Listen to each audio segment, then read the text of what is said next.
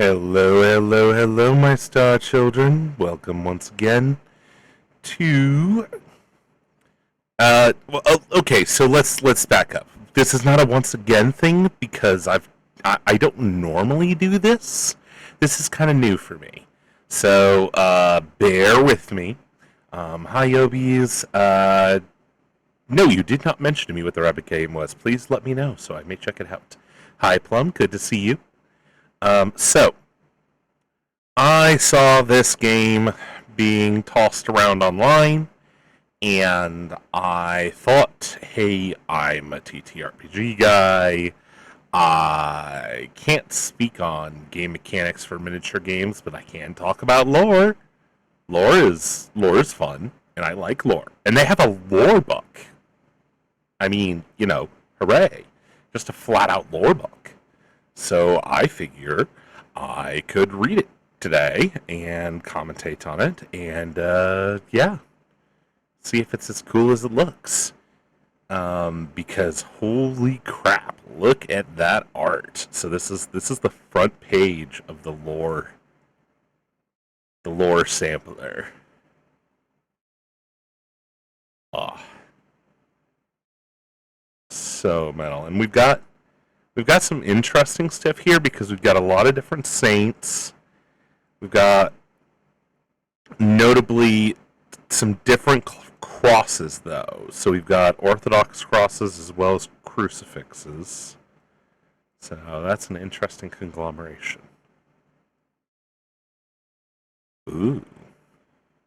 That's a fun template moment there. Trench Crusade Lore Sampler, Volume 1.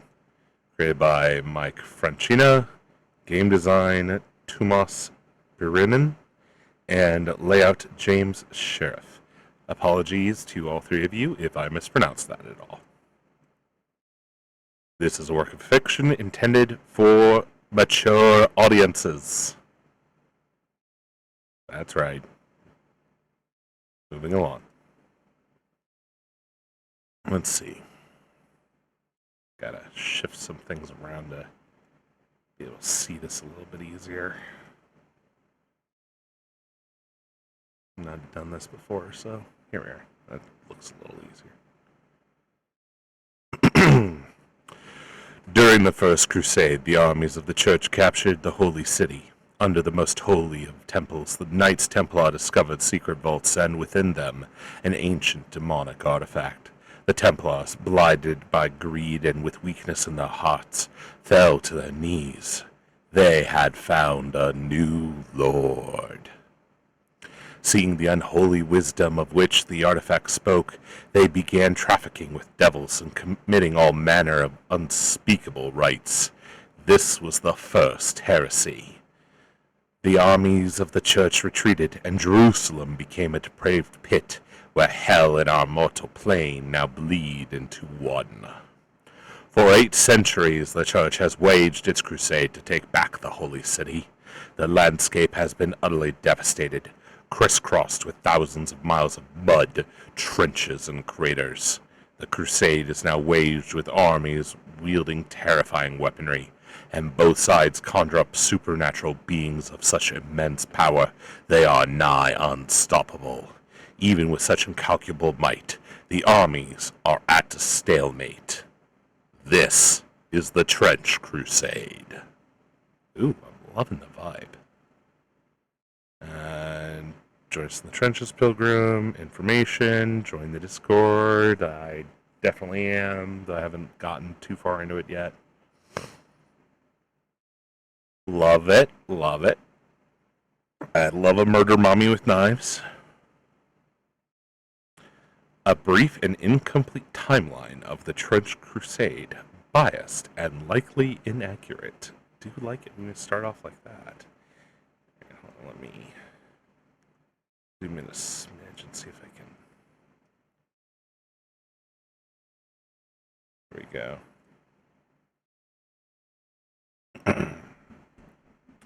1099. The First Crusade captures Jerusalem. The Knights Templar commit the act of ultimate heresy. The gate of hell is opened on earth, and Jerusalem is destroyed in the cataclysm. 1101. The year of three battles. Heretics, reinforced by the armies of the Third Circle of Hell, conquer most of the Levant. 1102. The ancient city of Antioch is fortified and becomes the focal point of the resistance against the forces of Hell. 1106. Kobar becomes the first tyrant of the 66. 1109. The great sultanate of the invisible iron wall of the two horns that pierce the sky is formed. In the coming decades, it unifies the Islamic factions. The great iron wall of Iskandar reemerges and is fortified against the heretics. 1117. The legendary 17 martyrs travel to the earthly domains of hell to convert the heretics.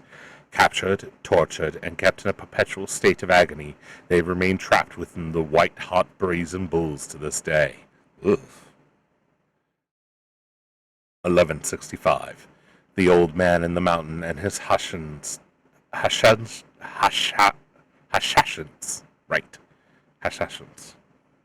defend the mountain fortress of Alamut. The castle stands to this very day, despite being besieged for hundreds of years. 1215 through 1306. The Wars of Tri-Calvinism. Oh, that can't be good. The church is split and fights a fierce internal conflict. Heretic domains extend as the faithful fight against each other. Millions perish by sword and fire. 1346 through 1353. Beelzebub unleashes the Black Grail. Millions are infected, becoming metastastic vessels in the worst plague in the history of mankind. The corpse wars begin.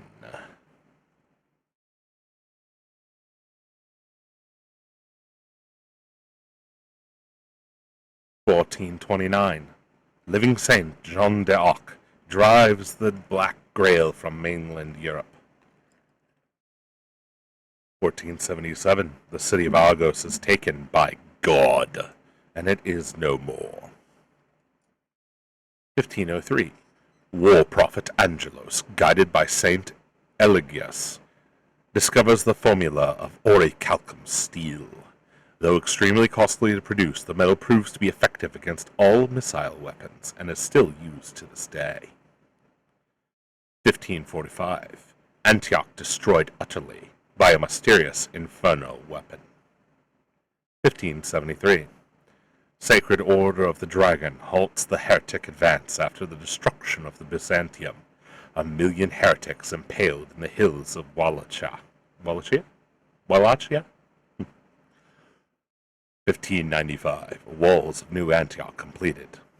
1666. The Year of Six Woes. In a surprise raid, the newly created heretic fleet captures Gibraltar. The sea fortress becomes the heretic base of operations against Europe. Forces of Hell gain access to the Atlantic. 1670. Due to the constant coastal raids by the heretic fleet, the Crown of England begins the construction of the Fortress of the White Cliffs. 1703. Against all odds, a small force of Hebrew knights striking from their secret fortress destroy the Templar stronghold at Acre? Yeah. 1805. Heretic fleet under the command of High Captain Ranga defeats the fleet of England in the Battle of the Bloody Cliffs. Admiral Nelson is slain in combat. 1866. In the utmost secrecy, heretic scientists, aided by the demon Marbus, construct the first modern submarines. Oh dear. Hello, ma'am. You are awesome. Bloody, but awesome. Here.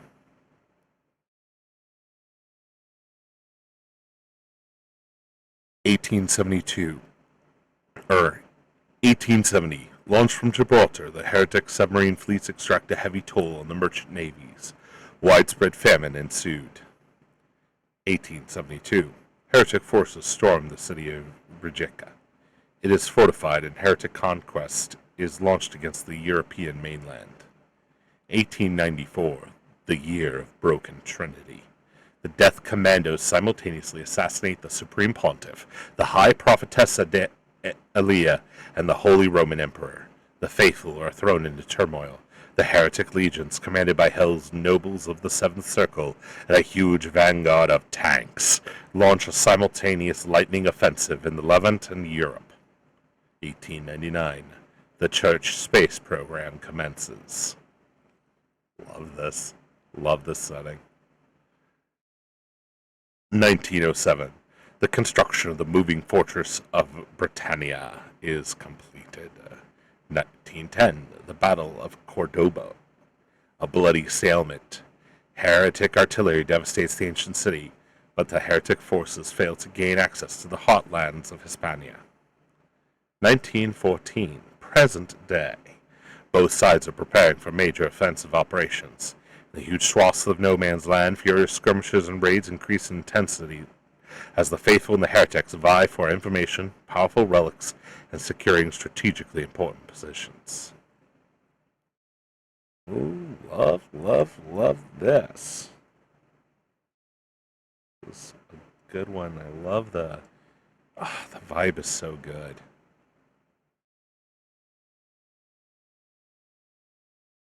Just that real grimy feeling of like, yeah, upkept how you gotta do it. The Trench Crusade. Armaments of the Trench Crusade.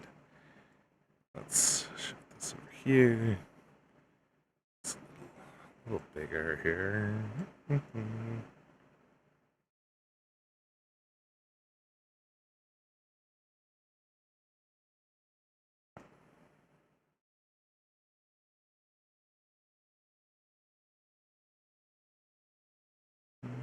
There we go.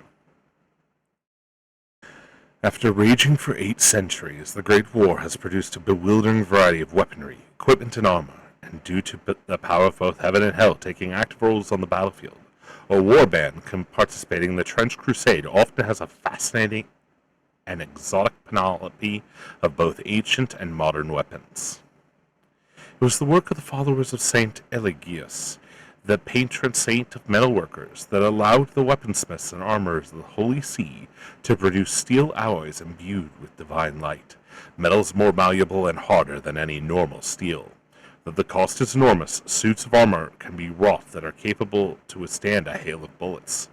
This excellence of the infantry field armor remains to this day, keeping abreast with the advance of firearms and explosives. Meanwhile, the heretic legions have gained access to hellish metals from the twisted crucibles of Tartarus, exceeding the strength of mundane steel, though often at a terrible cost, for carrying such weapons or donning an infernal suit of armor burns both the body and the soul, leaving behind festering wounds that never heal. Thanks to these advances in metallurgy, titanic artillery pieces exceeding 300 feet are constructed in the foundries of New Antioch, while the forges of hell turn out the truly colossal machines of death of their own. The largest known piece, the dreaded Mouth of Hell, measuring a staggering 666 feet in length and boasting 1,666 millimeters in caliber. That is really flippin' big. The massive artillery barrages pockmark no man's land, creating a hellscape on earth between heretic and faithful forces. It's over these pieces of land that the warbands of both sides travel, scouring every inch for usable weapons, holy objects of power, ammo, food, armor, and more. Due to the protection offered by modern armor, close-quarter combat is frequent and brutal. Trench clubs and polearms, lead-tipped great maces, and hell-forged swords are all used to deadly effect when storming enemy trenches. Enemies such as Heretic Anointed are often so heavily armored that only the concentrated effort can bring down one of the survivors of the Lake of Fire down. And even then, they often have to be finished off in brutal melee combat with Misericordia daggers, looking for a chink in their unholy armor. Those brave or suicidal enough to wield anti-tank hammers, polearms with explosives powerful enough to tear apart even the strongest of armor. Still, the humble bolt-action rifle is the workhorse of the battlefield, and most yeoman soldiery, as well as heretic legionnaires, carry it. Many other weapons, though rarer, are in common use. machine guns, sniper rifles, grenades of both shrapnel and gas variety, as well as experimental and anti-material rifles, while the heretic forces are equipped with blades of eternally burning hellfire, living bullets that infect their targets and turn them into undead metastic vessels, forever bound in servitude to the devils, and heavy flamethrowers forged in the iron pits of Dis, belching the flames of the lake of fire where damned souls wither for all eternity. With both infernal and divine powers actively at work on Earth, holy icons, symbols, cursed trinkets, and unholy artifacts are carried by soldiers of all ranks. Yeah, kind of hard to justify not at that point. Their power is undeniable and has turned the tide of many a battle. Martyrdom pills are taken regularly by Trench Crusaders looking to take down the enemies of God. Down with them. They inure the faithful against pain and exhaustion, but extract a brutal toll after their effect wanes. Many Trench pilgrims wear iron capirots that both shield their minds from the horrors of the creatures of hell, but also incorporate a gas mask into their design. Useful feature on battlefields where the use of chlorine and mustard gas, as well as more dire fumes created by the twisted chemists in the Boligias of Inferno, is commonplace. Oh, you're pretty, buddy. Pop over here. There we go.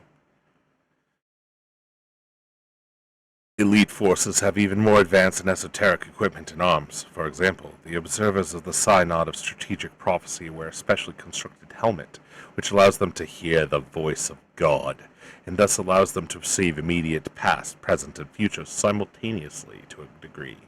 This allows them to perform martial feats unrivaled, but it comes at a cost. Living human is not meant to hear the holy words, and as the voice of God never decays, they must concentrate with superhuman focus to hear what they need to pick the right course of action. Sleep is impossible with the divine echo ringing in their ears. Heavy sedation and use of mind-altering drugs is necessary for them to withstand the heavy burden of their battlefield role for any length of time. Oh, that's messed up. So the voices never stop telling you the past, the present, and the future at all times. That you have to keep listening because it could be dangerous. So the only way to sleep would be to knock yourself out. Fun. The accompanying picture shows the Trench Pilgrims of the Procession of the Sacred Affliction. They are known for their zeal for close quarters combat, their icon armor and shields, which, despite appearances, can withstand machine gun bullets, and the millstones they carry in order to tie them round the necks of sinners before they suffocate them in the mud and blood of no man's land. Lovely. So this guy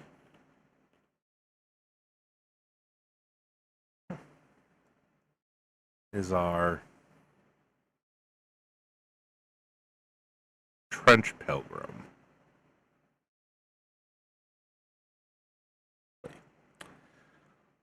The rifle and the trench club are prepared against the day of battle, but vengeance is of the Lord.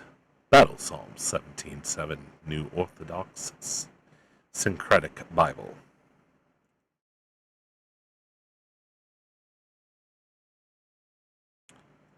The Principality of New Antioch, from the official and true annals of the church history as told by Melchior Gesell, 1910 AD, New Antioch.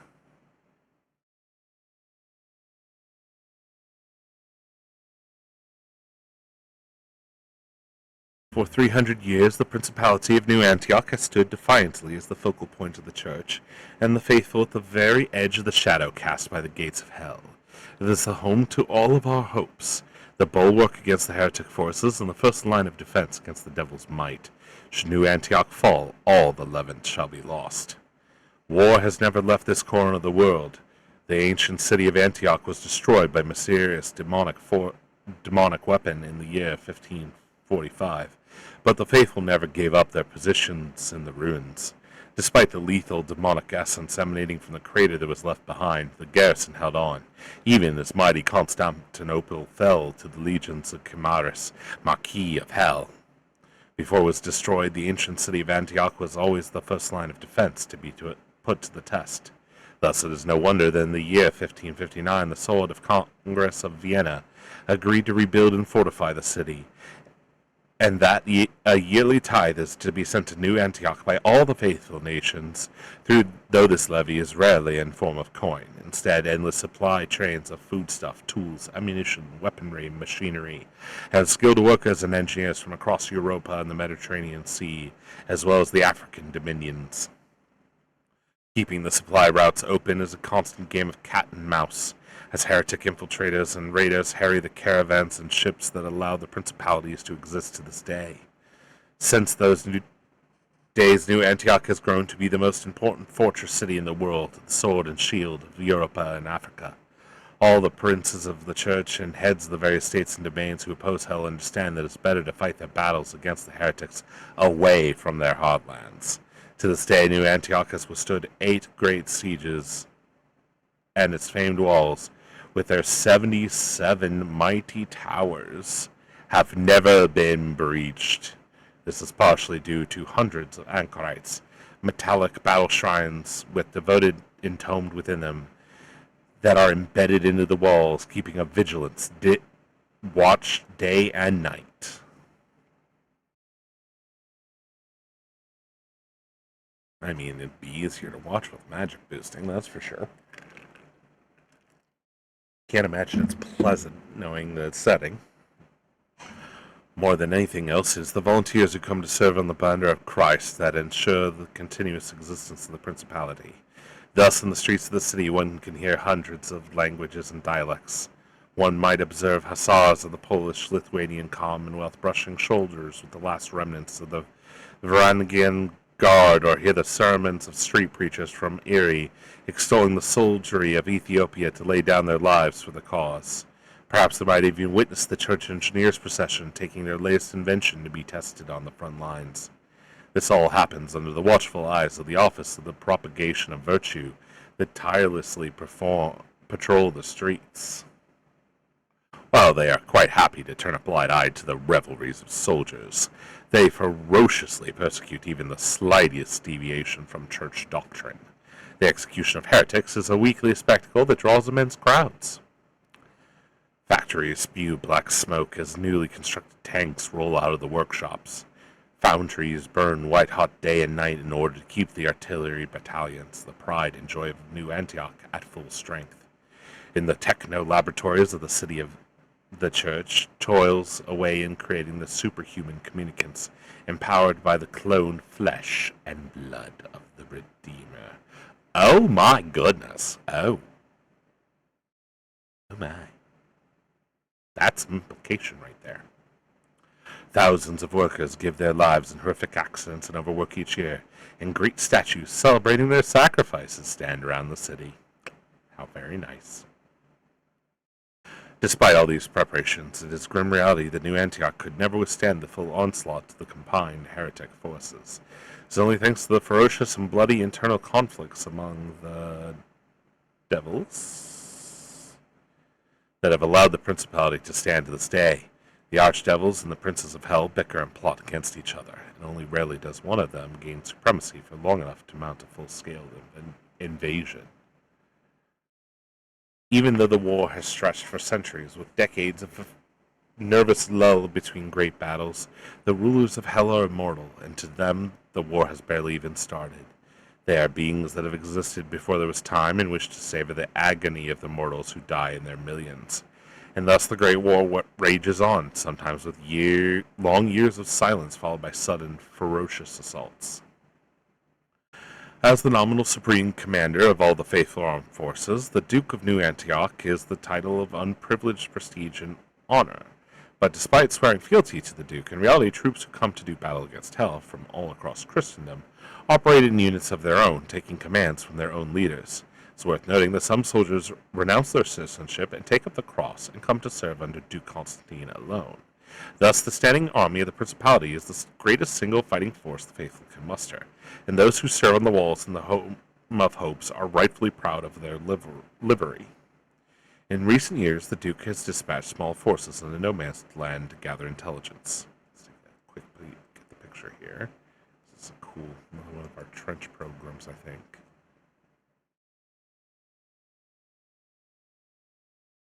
This might be one of the armored ones that they mentioned that has to wear the blinders.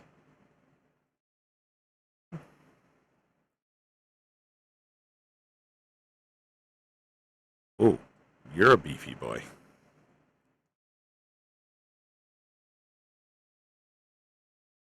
You're less beefy, but I like your helmet. It's pretty. Observers. That doesn't sound threatening at all. When the need is great, the Synod of Strategic Prophecy sends their famed observers to support the war effort. This order of warrior monks lives a life of absolute solitude, sharpening their minds and bodies to make themselves living weapons in the hand of God. Once a soldier joins the order, they very rarely leave the Temple of the Word, the only exception being when they are summoned to the battlefield, a situation where their unique abilities can decisively shift the balance in favor of the faithful. Even the slightest disturbance to their prayers or training will mean that they will not be able to commune with the Lord of all creation. Thus the days of the observers are spent in secluded, cloistered cells, when not practicing their martial or mental disciplines. Observers wear a specifically crafted Oculus helmet, enabling them to attune to the voice of God. This remarkable connection grants them the capacity to simultaneously perceive the immediate past, present, and future to a degree.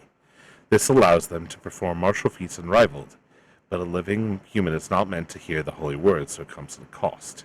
Since the voice of God never decays, they must concentrate with superhuman focus to extract the righteous guidance amid the narrative spanning from the creative inception to the present moment. The resonance of the divine echo ringing endlessly in their ears renders sleep impossible. Mind-altering drugs. I feel like we read that already. Might just be a repeat information, not that big of a deal. The observers diligently practice the recitation of the words of God, granting them the power to issue commands to anyone they address, friend or foe. Special metal of their helmet allows them to replicate the holy word as closely as it is possible, compelling any creature in creation to obey them momentarily to a degree. Though they master many weapons, the trench polearm stands as the preferred choice for observers.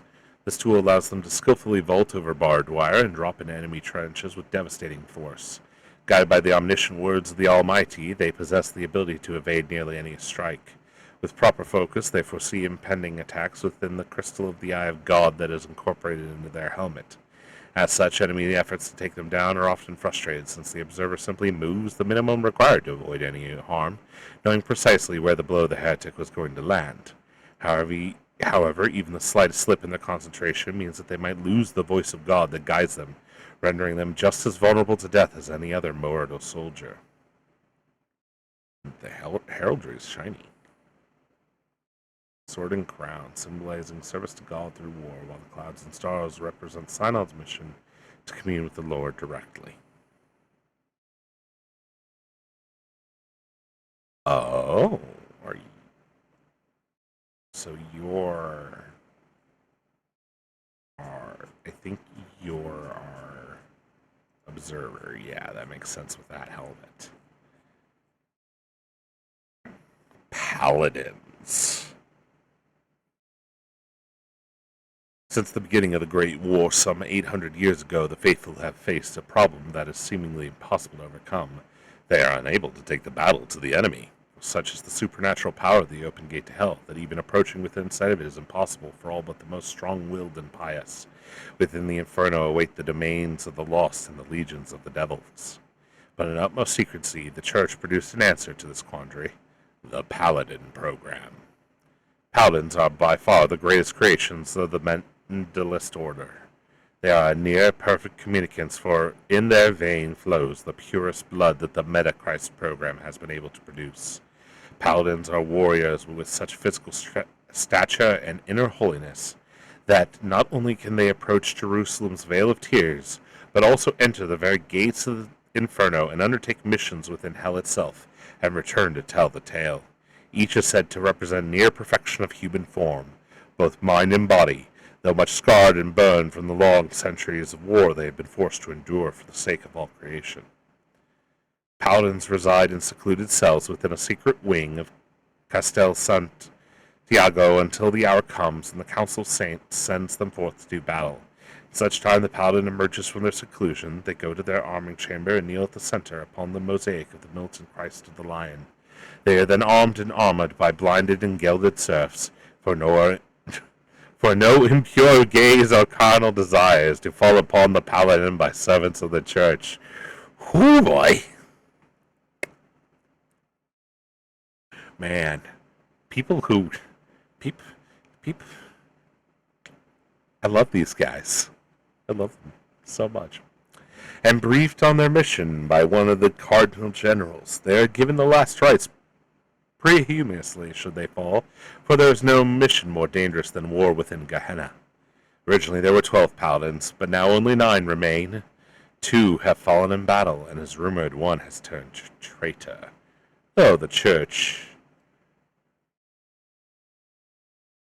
denies such slander upon pain of death. Despite ceaseless efforts, the Holy Mentalist Order have been unable to produce even a single new paladin in the last 3 centuries. It has proven just as difficult to replace their holy army and weaponry. Since the destruction of the holy city of Jerusalem, it has not been possible to harvest more Golgothic tektites required for machining process for the paladins' armaments. Thus, their elaborate suits of armor, despite the fastidious care of the dicastery of the service of the church militant disciples, are much scarred, burned, and corroded, and many pieces of armor have been slated to be reforged in vain hope that even the tiniest shard of the required materials could be recovered. Thus each paladin has been forced to endure searing pain like no earthly suffering, where their armor has weakened, relying on their unshakable faith during their lonely crusades into perdition. Each of the 9 circles of hell has its own foul atmosphere and deadly environment for noxious fumes to burn heat, or bitter coldness below absolute zero, requiring a specific suit of armor to withstand the infernal elements. Thus, when a paladin enters the gates of hell, they know that they must succeed alone or die trying. No help will be forthcoming, not even from one of their own order. Paladins are used only under the orders of the Council of Saints, and even then extremely sparingly. Each mission they undertake must bring great and tangible benefits for the Church and the overall war effort. Its long-term benefit must be determined by the synod of strategic prophecy. Paladins are tasked with missions such as exterminating key nobles of hell, destroying laboratories creating some new devastating variant of the Black Grail, or interrogating devils with holy fire and the blood of the Lamb until they give up their infernal plans. Pictured here is Garoon, paladin of the 3rd Circle of Hell. He stands some 17 feet tall when arrayed for battle. Oh my. Oh, we got the scripture and a bit. Oh, that's really pretty detailing on the armor. Oh, wow. Oh, the detailing on that armor is so pretty.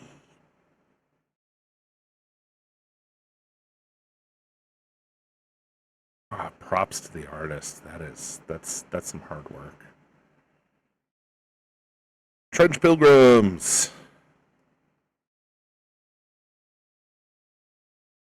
More detailed on our Trench Pilgrims. Oh, great Master Starson. A new follower has joined the ranks.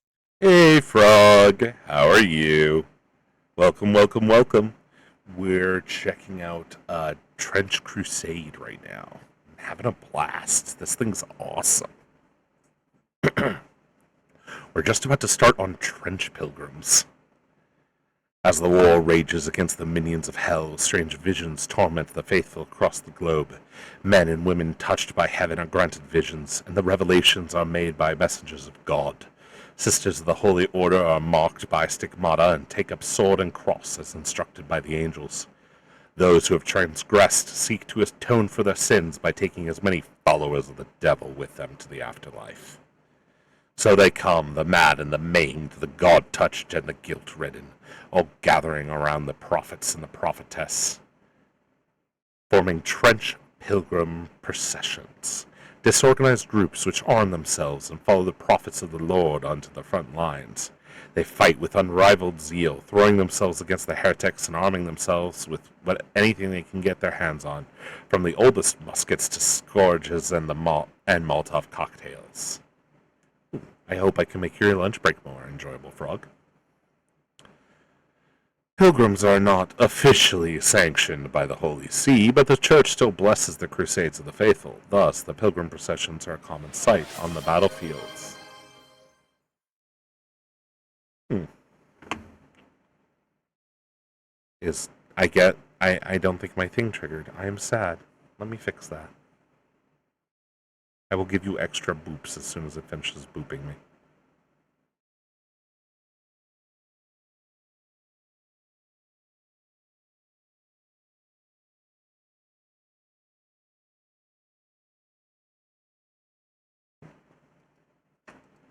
Let's see here. Is that... That! Okay. Worked that time.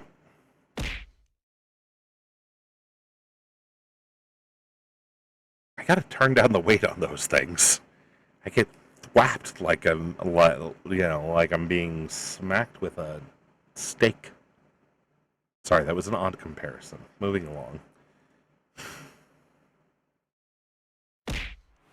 Ah! Yes, like that.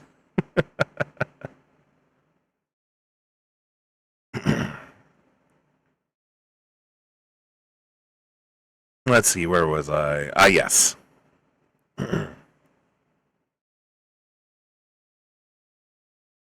Thus, the pilgrim processions are a common sight on the battlefields, often charging across no man's land in suicidal assaults against the heretics, directed by the visions of the prophets and prophetesses who lead them and urged on by the whips of castigators who are charged with instilling the fear of God into their troops.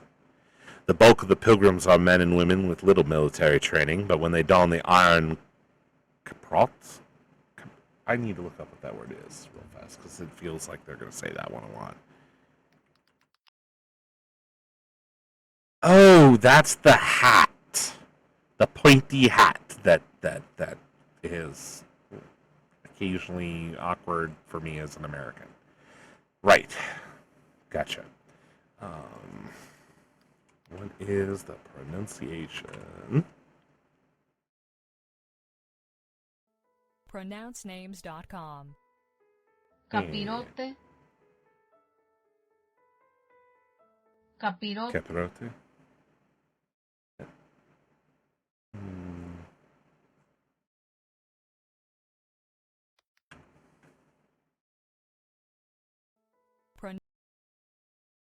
I don't need the name. I guess that's just how it's pronounced in Spanish, I guess. Is what it is? Anyways. The bulk of the pilgrims are men and women with little military training, but when they don the iron capirote of a trench pilgrim, they can face even a demon from the deepest boligus of hell unflinchingly. Nor is death necessarily an end to their mission. Sometimes the seventh Metachrist will deem a fallen pilgrim worthy and bring them back as martyr penance. Warriors halfway between heaven and earth, are able to fight once more and feel no pain from bullet or bayonet thrust. Rarer and more dangerous are the stigmatic nuns, holy sisters who manifest wounds to match those of the third Metachrist, whom the nuns venerate. They excel in close quarters combat, for each bleeding wound that they suffer makes them stronger, not weaker, as their devotion to suffering, as their Lord once did, gives them strength and endurance not found on mere common mortals. Armed with swords and pistols, they cross no man's land, heedless of any danger, praying to sustain wounds for the Redeemer, which in turn will transform them into the very vengeance of the Lord. In front of the trench pilgrims are driven the ecclesiastic prisoners, either captured enemies of the true faith forced to make final acts of contrition, or volunteer sinners seeking redemption. Each is strapped with high explosives, which are detonated once they reach the enemy lines. They dash across the killing grounds, hoping to either miraculously survive the blast and escape, or take as many followers of Lucifer with them as they can, depending on their convictions. The most puissant of the pilgrim processions will be accompanied by a shrine anchorite. In hopes of the millions lost in the metaverse, Mark Zuckerberg created Meta Jesus. Yes. Mark Zuckerberg is probably the 12th meta lizard man from hell. Definitely one of the dukes of hell.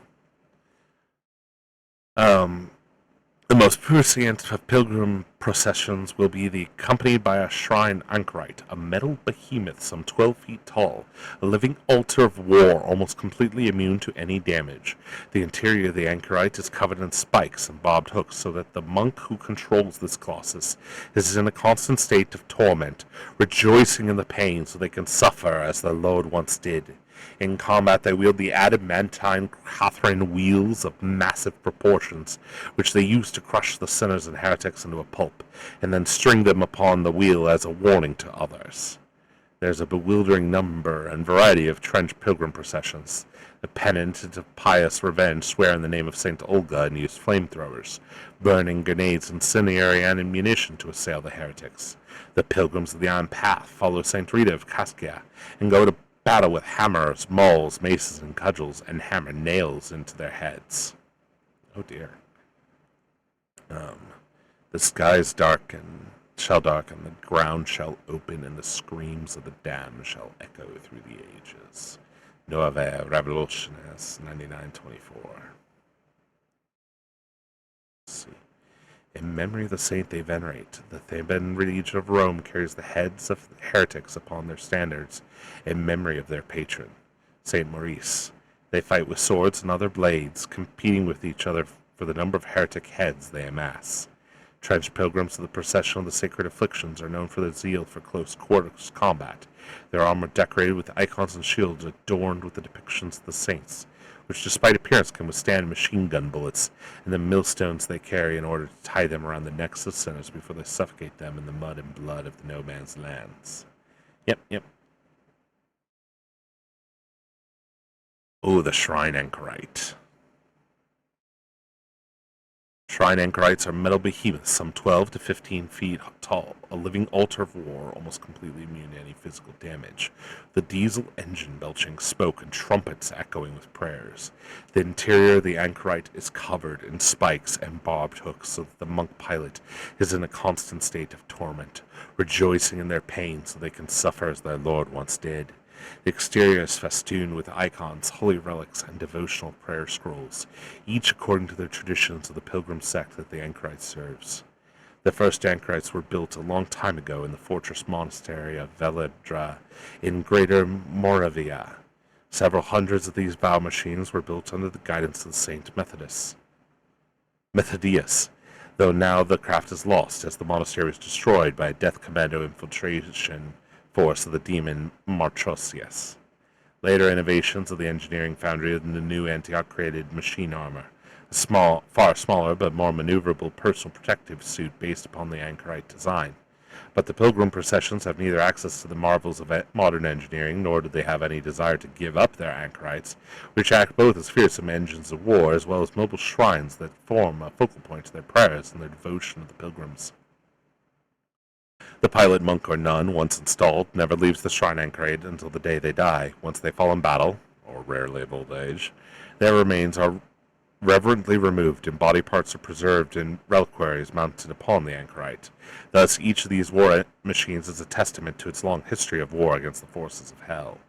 In battle, each anchorite carries a great adamantine Catherine wheel as well as an immense bone-breaker mace to bring the wrath of God upon the sinners, heretics, and apostates, in a show of piety and atonement. Pictured shrine anchorite is a member of the Cavalcade of the 10th Plague, a trench pilgrim procession which traditionally sacrifices lambs before battle, anointing themselves in its blood to ward off the wrath of God. So that's what this guy is. Gotcha. Saw a few pics of him rolling around. He is a beefy boy. And love the seraphim detail on the front there. Oh, man. This is good stuff. What are you? You're a processor of something.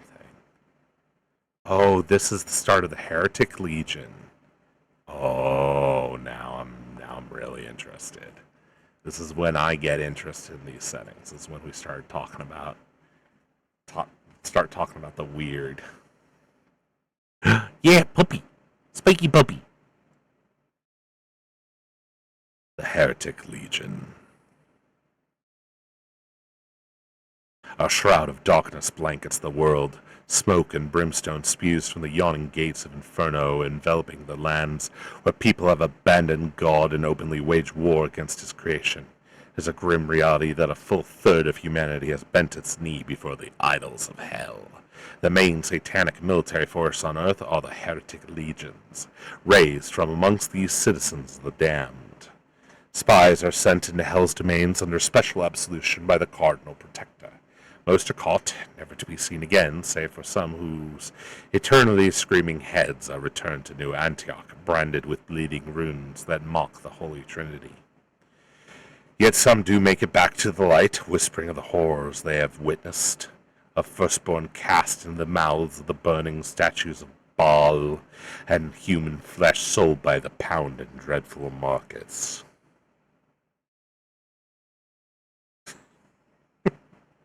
Frog, I don't know if you wanna. I don't know if you wanna tell these the Christians aren't the good guys in this either. Oh yeah, no, they're the worst in this too. um.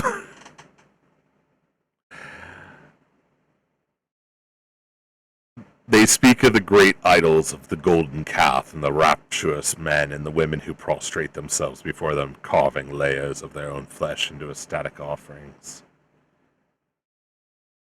You know what? You are right, Frog. You are right. This Frog, this is a thick boy.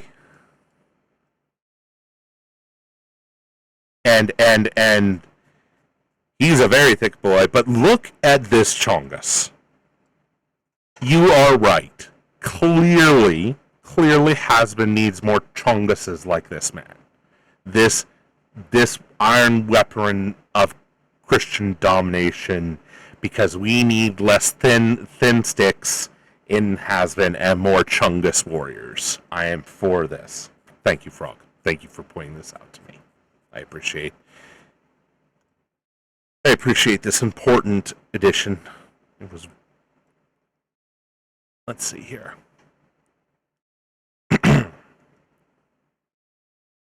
Hashtag let men have cake. I am a tentacle monster. I want to eat all the cake. So give me the cake. That's all it is. They speak of the great idols of the golden calf and rapturous men and women who prostrate themselves before them, carving layers of their own flesh in a static offering. Inverted pyramids and towers plunge into the depths of these cities built of iron and black stone. Within these pits stand sacrificial altars, where weeping captives are slowly sliced to death over agonizing days and weeks with wicked knives of infernal basalt. Cathedrals to the princes of hell hang from the great arches of volcanic stone, while condemned are crucified on hundreds of upside-down crosses. Thanks for stopping by, Frog. Talk to you later. Accounts speak of sprawling factories made of mutilated flesh and metal, their forges yielding endless munitions for the ongoing war. Guided by the teachings of Tartarus smiths, alchemists toil over colossal weapons and armored behemoths, wielding the forbidden secrets of their patrons' metallurgy to forge the instruments of death and suffering beyond the grasp of any human engineer. Once proud cities of Earth, where churches have been toppled and entire populations are now dedicated towards bringing down the very throne of heaven. Amongst the forsaken citizens that endure within the earthly domains of hell, the greatest status is afforded to the soldiers fighting in the Great War. But joining the army of damnation is no easy task. Those who wish to win a place amongst the heretic legions must first make an unholy pilgrimage to the burning bronze gates of hell, where, even from leagues away, the infernal heat sears both flesh and spirit until the pain becomes unbearable. In the Valley of Tears, the great road that leads to the gate, paved as it is with the wailing souls and lamentations, is littered with endless mounds of charred bodies. Many are still half alive, writhing in agony, trapped in a grotesque twilight between life and death, their wickedness deemed insufficient. These discarded souls are doomed to writhe in agony until the day of judgment. Those who make it within sight of Hell's Maw are considered worthy and are initiated into the legions, taking unbreakable vows that chain them into darkness for all eternity, their bodies branded with the mark of the Devil Lord that has claimed them. Armories of hell then equip them for battle, and heretic priests beckon forth new supplicants, as dictated by the whispers of their patron archdevils. Thus a new heretic legionnaire is born. They hail archdevils as their masters and are thus damned for all eternity. Yet there are some who push further on, to the very gate itself and beyond. Their very flesh ignites, never to recover, but those within the blackest souls can enter Inferno itself. Amongst those anointed are especially revered amongst the legions. They are paragons of the unhinged brutality, men and women of colossal vigor and unyielding devotion. Having tread the accursed path to the shores of the lake of eternal flame, where the damned withered and contort in ceaseless torment, the anointed emerge forever scarred by the embrace. Man, their writer's good. Oh my, you're terrifying. I love it. Look at this guy. This guy is terrifying. And the baby and the head and the oof, love it. Anyways, heretics.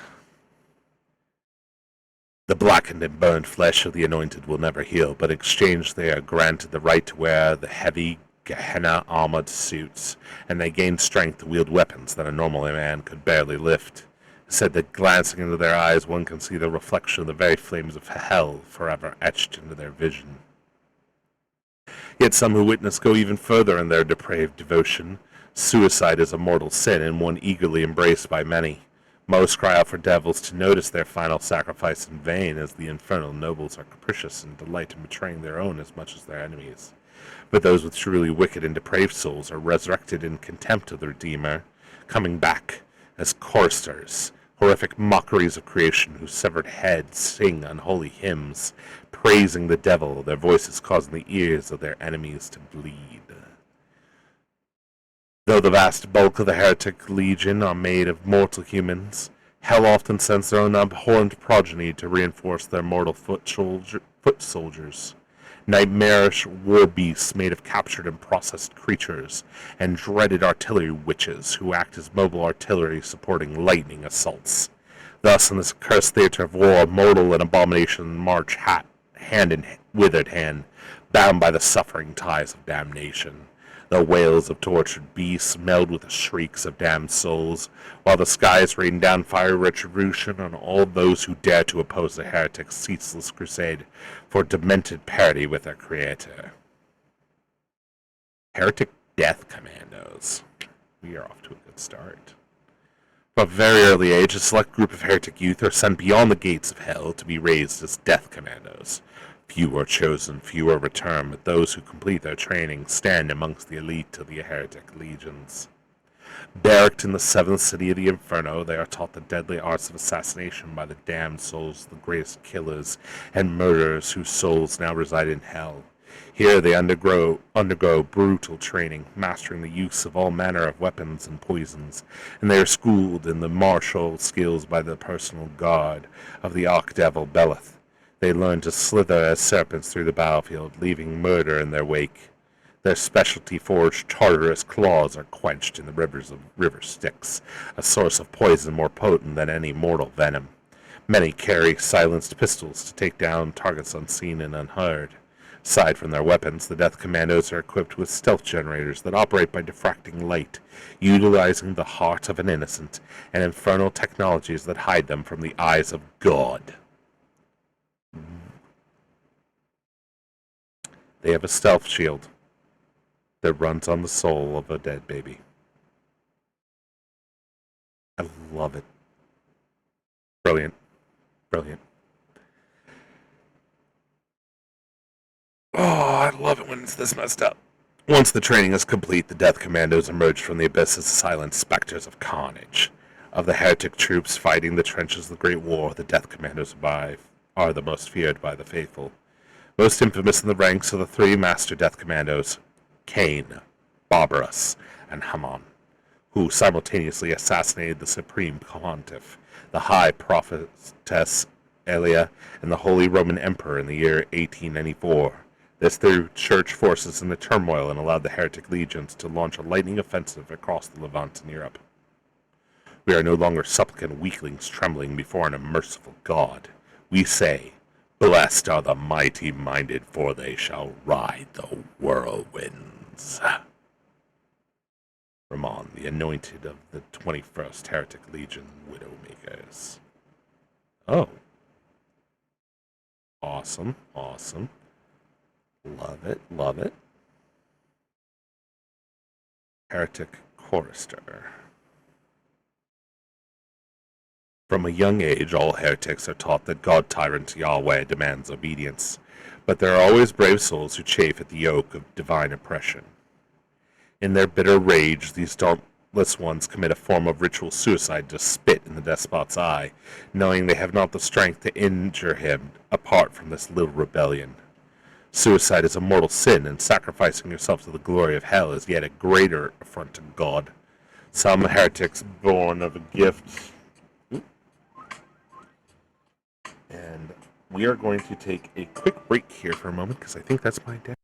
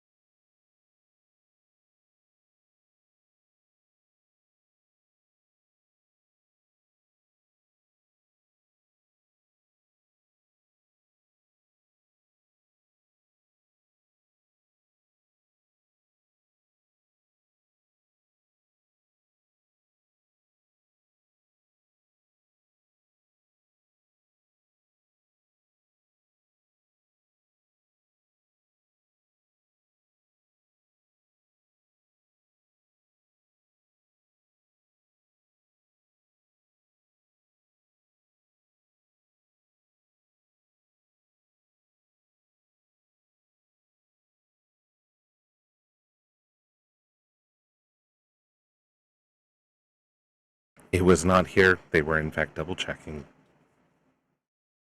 So I have to wait.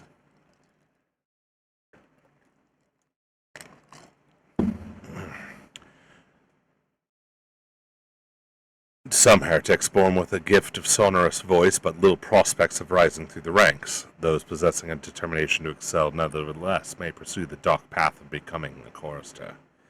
Such supplicants go to one of the black altars of heretic abodes at the bottom of the deep inverted pyramid temples dedicated to the great archdevils. There they are dressed in the robes of dark devotion, lie on the altar and mutilate themselves to death by carving unholy runes into their flesh. The more wounds they can suffer before perishing, the more pleasing it is said their offering is. The most devout slice their own throats, trying to cut as deep as they can before their miserable life leaves them. Most such wretches go to their doom in the lake of fire, but some are reborn as choristers.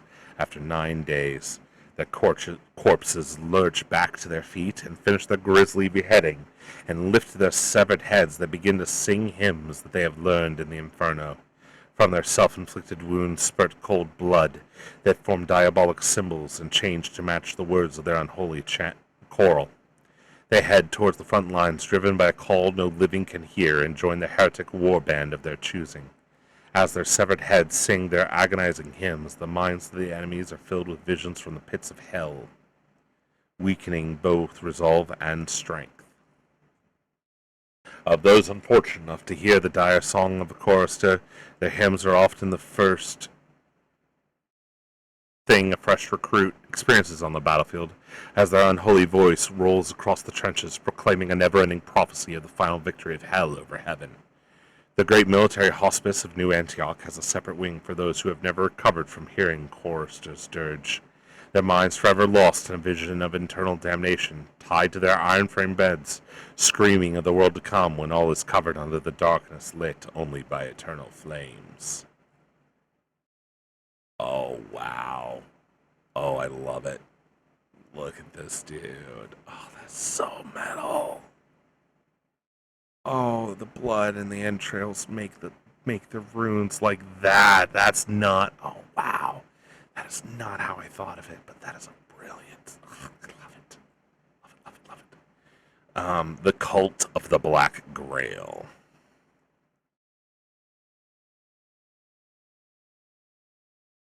Epidemics of typhus, malaria, typhoid, smallpox, yellow fever, pneumonia, trench fever, Parkinsian disease, and countless others ravaged the trenches and battlefields of the Great War, but they all pale in comparison to the most dreaded of them all, the Black Grail.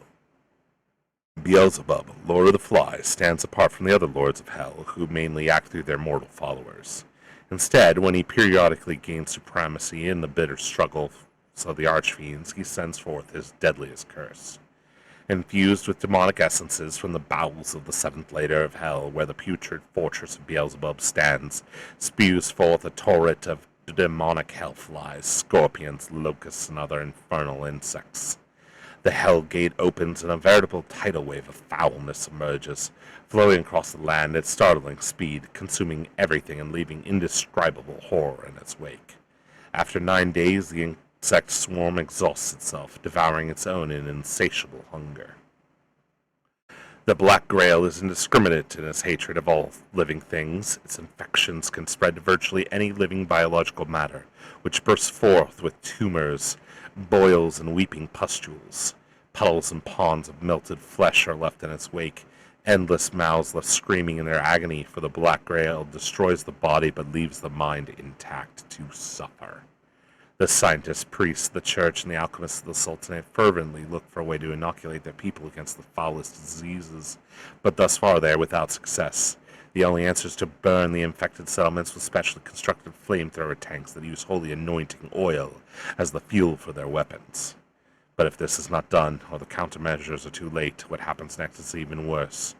Bodies of men, horses, dogs, and insects, and every animal of every kind that are infected by the Black Grail lurch to their feet, driven by a demonic will.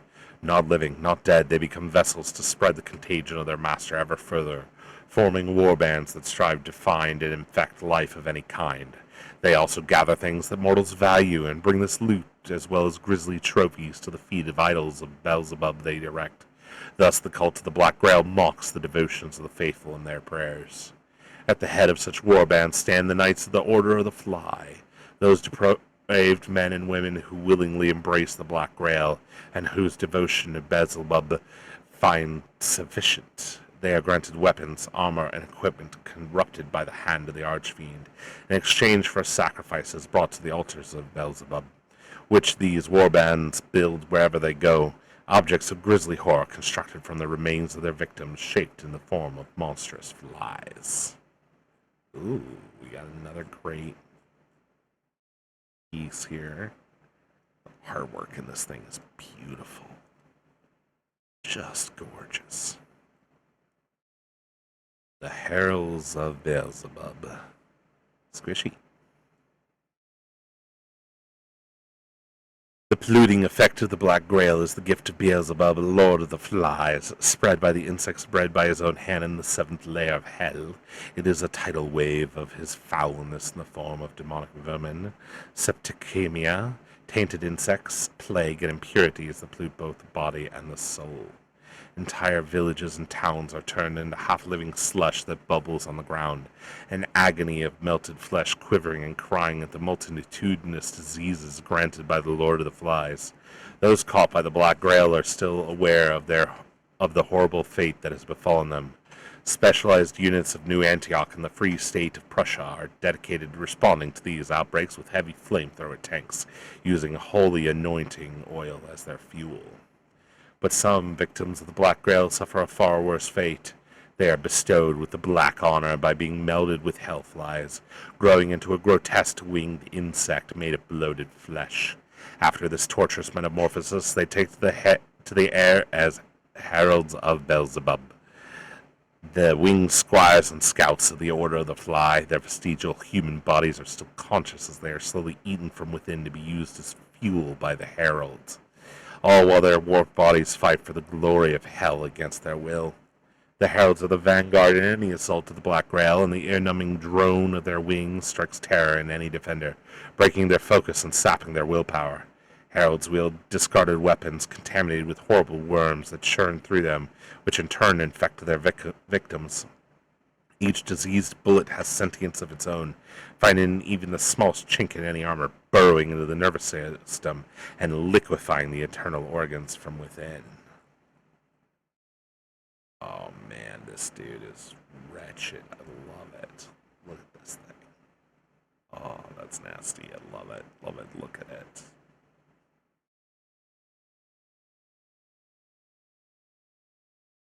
Plague Knight. When the tide of the Black Grail comes, many mortals cry out to Beelzebub in their despair, hoping that the Lord of Flies would spare them in exchange for worship and servitude. But their prayers fall on deaf ears, for the Prince of Gehenna hates all creation, and only wishes to warp it into a form pleasing to him and hateful to God. But there are few mortals, exceedingly rare, who truly share the vision of Beelzebub, and wish the world to end in a putrid parasite-infested mass, eternally writhing in the throes of endless plagues bestowed upon them by the Black Grail. Many of them are secret and highly skilled killers, men and women whose pleasure is to murder repeatedly, plying their craft in secret, wishing one day to do it openly. From among such twisted individuals, the most depraved are inducted into the ranks of the unholy order of the Fly, known as the Plague Knights. When the Black Grail comes, they come out calmly and welcome the wave of corruption, not consumed by it, but rather warped in a cadaver-like creature halfway between life and death. They retain sentience, intelligence, and a dim memory of their past lives, making them extremely useful at leading the Black Grail into the isolated farmsteads and remote settlements that might otherwise escape the clutches of Beelzebub. The more living creatures a Plague Knight can find and warp beyond recognition, the higher they will climb in the ranks of the Order of the Fly, and the greater favor they will find in the eyes of Beelzebub. Amongst their ranks there are 12 Plague Knights of great renown, made in mockery of the paladins of the Church, the great champions of the Fly. They dwell within Ekron, the city of Beelzebub, a place of such wilting horror that none dare to approach it, not even the mightiest of heretic lords. But sometimes the order of their lord comes to their ears, and the mightiest of the Plague Knights straight forth, following orders carried out by the deafening buzz of trillions of beating wings of hellflies. Ooh. Ooh, Mosquito Knight. Oh, with the blood tendrils. Love it, love it.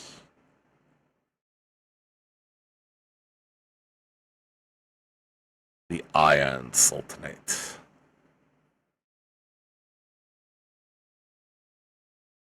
When the infidels opened the thrice-cursed gate to Jahannam, releasing the Gog and Magog upon those who believe, it seemed that all was lost and Shaitan would emerge victorious over Dunya. I'm pretty sure these are all the appropriate Islamic terms, but I did not specialize, so I will not commentate, and I apologize in advance for the butchering. But the creator of the universe came to the aid of the faithful, and then, as has been written, the great iron wall of Du al-Qur'an manifested itself in the lands ruled by the Sultan of Rum. A call was sent to those who believed righteously, and over the coming decades, the migration of all the faithful, second in importance only to the Hijrah of the Prophet himself, took place across Europe, Asia, and Africa.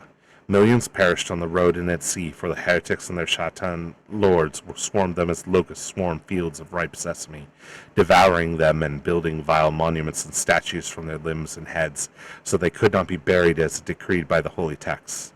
But once all those who survived the journey had come, the mighty gates of Al-Quran were closed, and the great sultanate of the invincible iron wall of the two horns that pierced the sky was formed. Hell of a title. I like it. The assault of the slaves of Jahannam against the Sultanate have never ceased since that day, and every day new martyrs are mourned as they defend the walls and confront the heretics who have overcome its defenses. But within the walls the lost knowledge flourishes, and from mosques of white marble and gold the muezzin call the faithful to pray for the success of the Sultan's army as it struggles to protect the lands within the wall and defend the caravan trails that provide the Sultanate with vital trade goods. The Iron Wall is the greatest defensive work in the world, a mighty bulwark festooned with the famed artillery of the Sultan.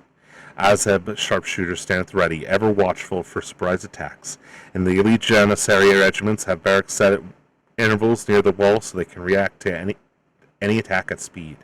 During a more serious incursion, a full muster of Azebs is called. Azebs? House of Wisdom unleashes its terrifying Taquin creations on the foe. At the need is desperate, the Sultan himself comes forth, and his Janissaries march with him to do battle, carrying the green flag of the Prophet before them. Thus, the protection of the Iron Wall has had an extensive influence on the Sultanate way of war.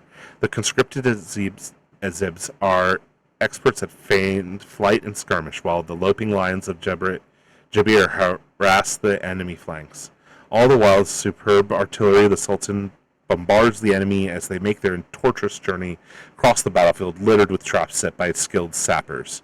When they reach the ranks of the faithful, the Janissary Sultan's elite household troops close in and finish the enemy with their devastating countercharge, led by their iron-willed officers. Dreaded assassins from Alamut prowl on the winds of time, striking the enemy elites and leaders, while the alchemists of the House of Wisdom unleash devastating weapons made deadly by their elemental mastery, capable of overcoming defenses of virtually any foe. Beyond the Iron Wall forces, the Sultan operate in small, mobile companies, each with particular missions to accomplish. They hunt down apostates that have gone to serve shaitans, look for the relics from the time of the prophets, or seek to recover lost treasures and books of knowledge from the ruins of the fallen caliphates. Though an understanding between the Church and the Sultanate on being co-belligerents against Jahannam exists, the commanders of these expeditions will tolerate no interference and do not hesitate to crush those who would hinder their mission. Resentment against the infidels who unleashed Gog and Magog runs deep in the Sultanate, and matters of honor are swiftly resolved with duels to the death. Woe to those who dare to hinder the mission of those who believe. Oh, we got some of our Sultanate dudes there. In the name of Allah, the compassionate, compassionating the compassionate, praise be to Allah, the beneficent King, the creator of the universe, Lord of the three worlds, who set up the firmament without pillars in its stead, and who stretched out the earth even as a bed. And grace and prayer, blessed for upon our Lord Muhammad, Lord Apostolic men, and upon his family and companion train, prayer and blessed enduring and grace which upon the day of doom shall remain. Janissary of the Sultanate. Glory to the great Sultanate, the Padishah of Rum, commander of the faithful and successor to the prophet of the Lord of the universe, custodian of the invincible iron wall of the two horns that pierce the sky, which protects us from the ravages of Gog and Magog.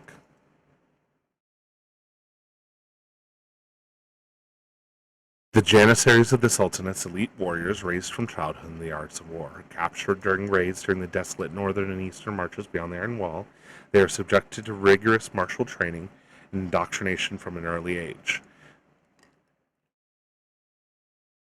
Through spiritual and alchemic means, bound by chains unseen, their minds are carefully conditioned until they attain a complete and unwavering loyalty to the Sultan, and to him alone. Their physical attributes are augmented by potent elixirs created by the mythic Jabirian arts. Their ornate armor is forged from the metallic formula that the alchemagi of the Sultan gleaned from the very iron wall that protects the Sultanate from their enemies. These soldiers are also protected by powerful talismans crafted by the blind thaumaturgists from the school of the Meteoric Omen. Armed with Jazael rifles, hand mortars, Yatagon blades, and a devotion carved upon their very souls, the Janissaries are formidable opponents indeed. In the battlefield, Janissaries excel at storming enemy strongpoints and trenches, crushing elite.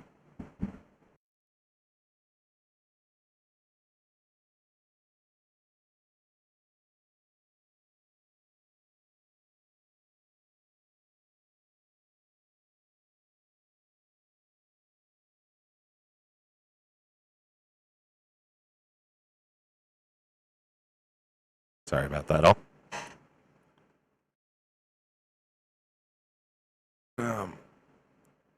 On the battlefield, Janissaries excel at storming enemy strong points and trenches, crushing elite formations and acting as the bodyguard for high-ranking individuals. Though the Sultan uses them sparingly beyond the Iron Wall, since they also form his personal bodyguards, some Janissaries are sent from the front line to bolster the cause of the Sublime Gate.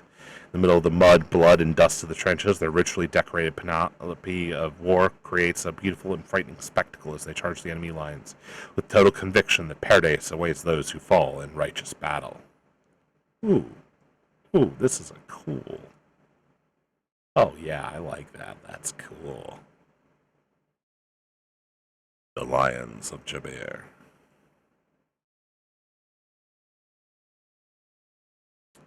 In the fabled Sultanate of the Iron Wall, deep beneath the golden gardens of Damascus, through the cavern of the sleeper and past the seven gates of potentiality, are the vast laboratories and metaphysical factories of the alchemists. During the mysterious Jabirian process called takwin, the alchemists are able to create artificial life and produce all manner of strange, wondrous beasts and automatons to delight the masses of the Sok and grace the gardens of the Sultan. Deeper still, in the darkest and most secret reaches of the alchemy complex, past the seven hidden gates of the actuality, are the sanctums where the art and science of Takwin is honed to its most keen and deadly purpose. Here they make the dreaded Lions of Jabir. Named after the deadly hunters of the plains, the Lions of Jabir can take many forms, not all of them leonine. Each one is a unique masterwork, and they are grown according to the skills and artistry of the Jabirian scientists that create them. The esoteric arts the alchemy employer are learned through study of forbidden books of Solomon, and many alchemists are killed when their experiments fail or run amok. However, the Lions are in desperate demand by the army of the Sultanate, so the program continues regardless of costs and casualties. Creating the Lions of Jabir is extremely difficult, and there are endless variables to their work. Because of this, the Lions are often malformed in some way. Though they are still magnificent hunters in war, their malformations often cause their existence to be one of constant physical pain and suffering. The truly tragic cases are Lions created with human-like intelligence who are racked with existential dread as they realize the horror of their unnatural origins. In battle, the Lions of Jabir are deadly threats and are used as the vanguard of the host of the Sultanate. The Sultan himself has a hunting pack of 77 enormous Lions of Jabir that guard him day and night and accompany him on the battlefield. The speed and ferocity of the Lions is nearly unmatched, and some even have strange powers granted by their alchemic birth. Many have armor melded with the flesh and fashioned from alchemic metals and etched with cryptic seals and sigils, and richly embellished by the alchemists to hide the defects in their creations. Oh boy. So that's a Lion of Jabir, huh? Boy. Do not fuss with. Jabirian alchemist. The alchemists are the battlefield mystics and artificers of the great Sultanate of the Iron Wall, schooled in the hidden knowledge of the legendary Margadin tablet within the House of Wisdom. Admission is open to any with will and intellect deemed sufficient, be they man or woman. Well, now we know these.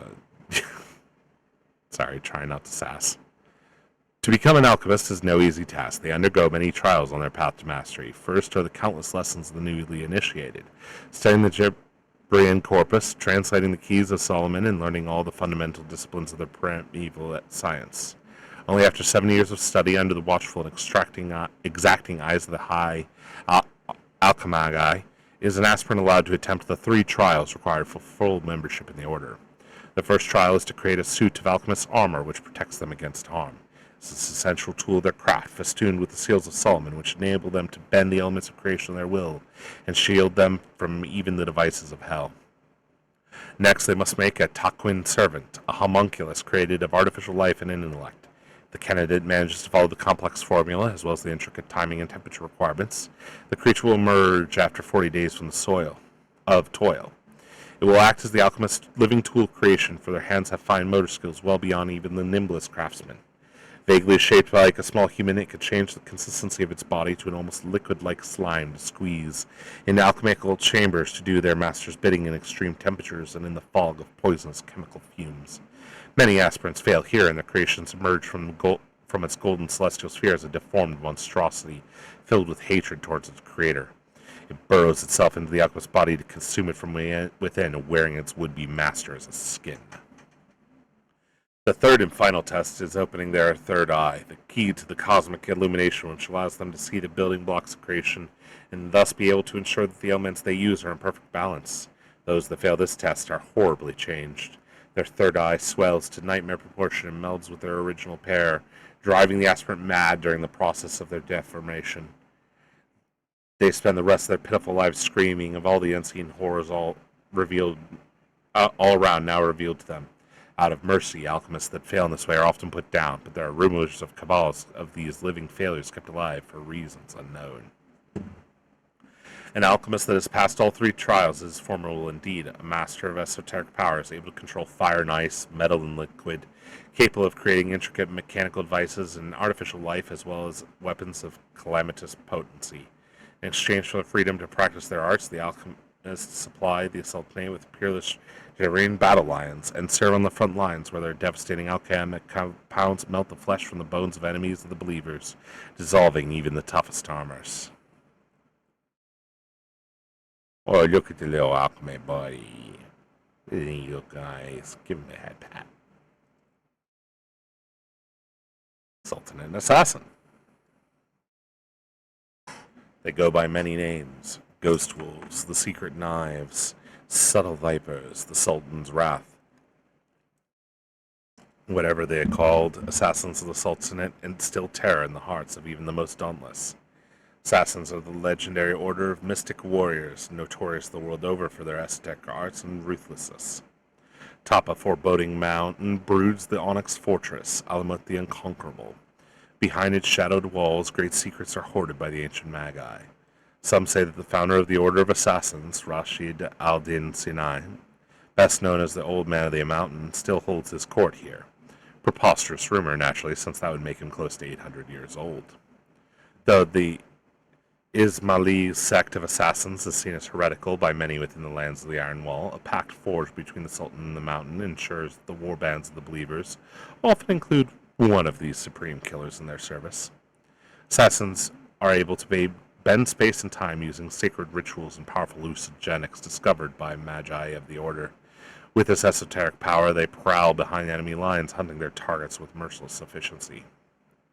They can seemingly appear in 2 places at once, striking an enemy with startling speed and then travel back in time to a moment a heartbeat before, safe from any retaliation.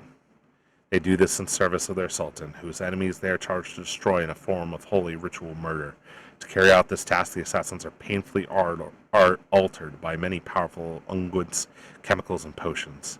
They stand much taller than a normal man, and many times fast and strong. Though adept with all manner of weapons, assassins favor poisons blades forged in the unknown depths of Alamut. These weapons are imbued with supreme poison, the milk of Manat, also known as the cup of death. Simple touch of these blades upon unprotected flesh is certain death, as the body of the victim turns black and rots from within over the course of several excruciating seconds. In chthonic chambers deep below the surface, generations of young assassins are raised, where they are fed an awful, bitter diet rich with strange toxins.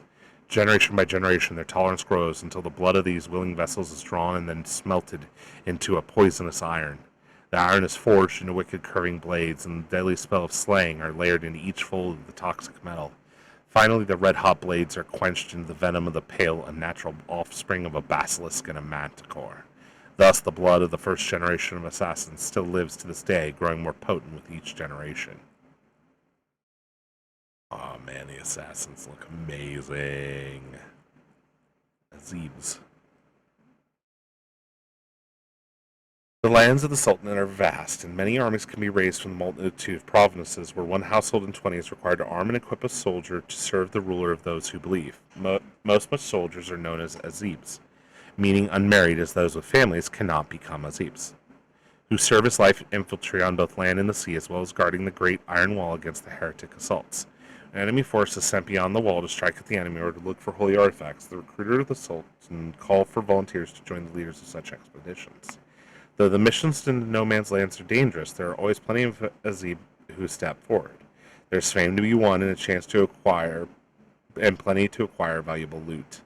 Weaponry of the Azibs varies a great deal. They do not have access to the superb arms, armor, alchemic marvels of the elite household troops of the Sultan, such as the Janissaries and the Katfraks do.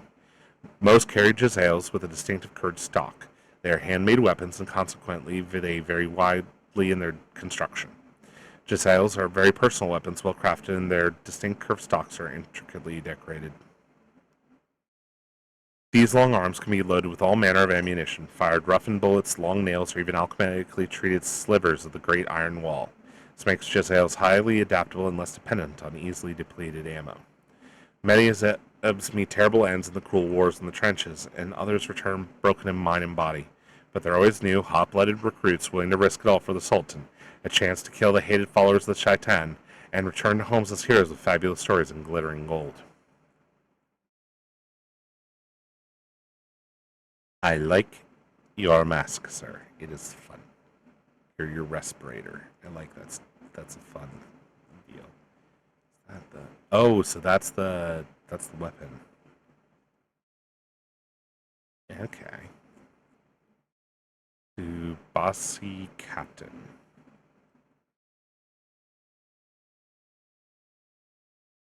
Military expeditions over the Great Iron Wall into No Man's Land carry many risks, and their commanders are field officers known as Basi. They are expected to lead from the front, and their selection is solely on merit, with no consideration given to family, pedigree, or wealth.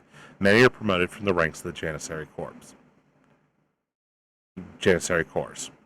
Their bodies are enhanced by the Jabarian alchemic arts, and their minds conditioned by the mystics, allowing them to face any foes unflinchingly.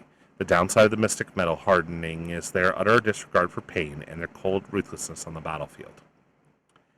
Casualties, both their own and those of enemy, as well as those non-combatants who believe, are purely utilitarian to Ubasi. For it is not just to send heretics to Jahannam, while warriors who fall in battle will wake in paradise, as has been promised. Under the orders of powerful Pasha or Emir, or even the Sultan himself, Ubasi will assume the command of an elite squad of warriors fulfilling their task, such as to reclaim holy artifacts lost during the catastrophic period when heretics took the Levant by storm. Other times they are told to find and eliminate powerful foes, such as heretic nobles who were once subject to the Sultan, but have turned their backs on Allah. Ubasi are equipped with superb armor of midric iron, the finest carbines gilded with silver and loaded with alchemic shot, and carry Kiliji swords of the past heroes of the Sultanate, where great deeds of old are inscribed with golden calligraphy. They serve the sublime gate well. Their names and glory will be etched onto the blade as well to inspire future generations. The strongest carry the dreaded hand cannons, which double as the deadly halberds. If they are hunters of distinction, they wear pelts of their greatest kills, such as chimeras, as cloaks, which offer protection from the powers of the Shaitan. Success brings Uzbasi the favor of the Sultan, along with it honor, splendid weaponry of Damascus steel, gold dinars aplenty, and access to the wondrous devices and creatures created by the Jabarian alchemists in the House of Wisdom. Hunting is a noble pursuit within the ranks of the officer corps, and artificial birds of prey and automaton hounds double as potent weapons of war, and are brought along the front to aid their masters at. Oh. You are fun. I like the harpy monster thing going on here.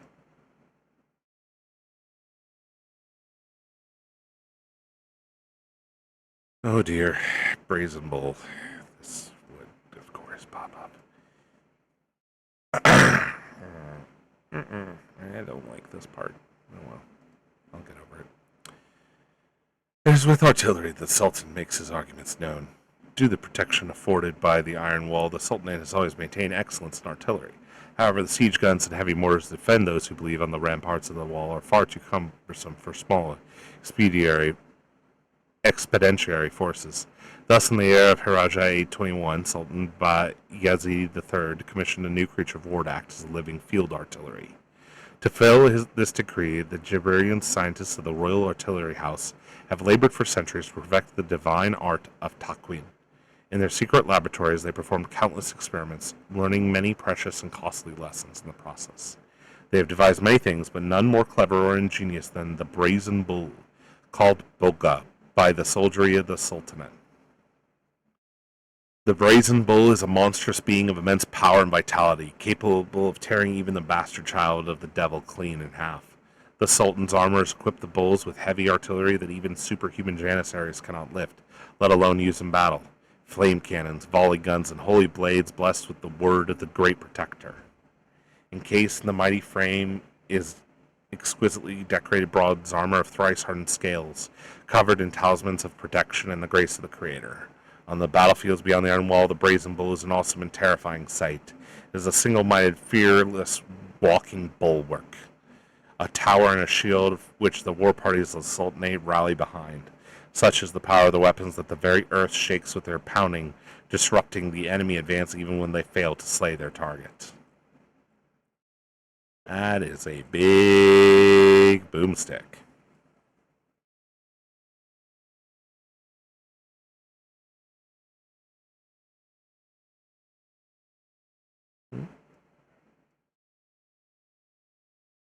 I like his hat. It's a good hat. Join us in the trenches, Pilgrim. Oh, and that's the end. Okay, so quick rundown of thoughts. I love what we've got to work with the lore of our 3 factions.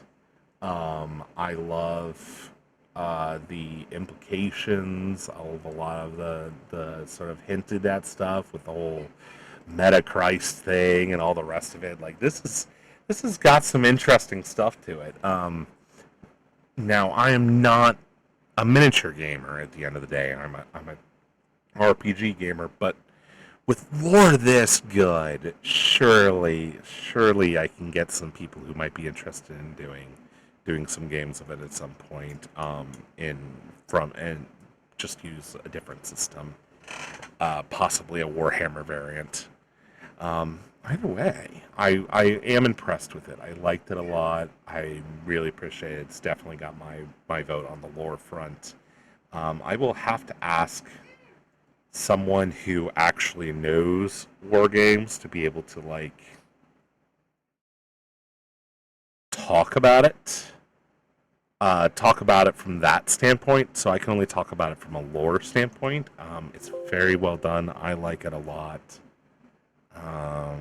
Yeah, I think that's all I really have to say about it for right now. Let's see here. How long have I been? I'm gonna move that aside. Tap that. Okay. I think. Let me take a look here. Think I am going to cut it there for now and take a dinner break, and then I will come back after that. Everybody, thank you for watching. If you're watching this later on in a VOD, remember to like, share, subscribe. Yeah, I know it's silly, but it's social media requirement for the algorithm gods, and so I appreciate it. In the meantime, if you have thoughts, please comment down below, and I'm excited to learn more. I'll be venturing into the Discord and talking more about this as I find out more about it. In the meantime, remember, hold your loved ones close. You never know when the stars might align. And I'll see you all next time.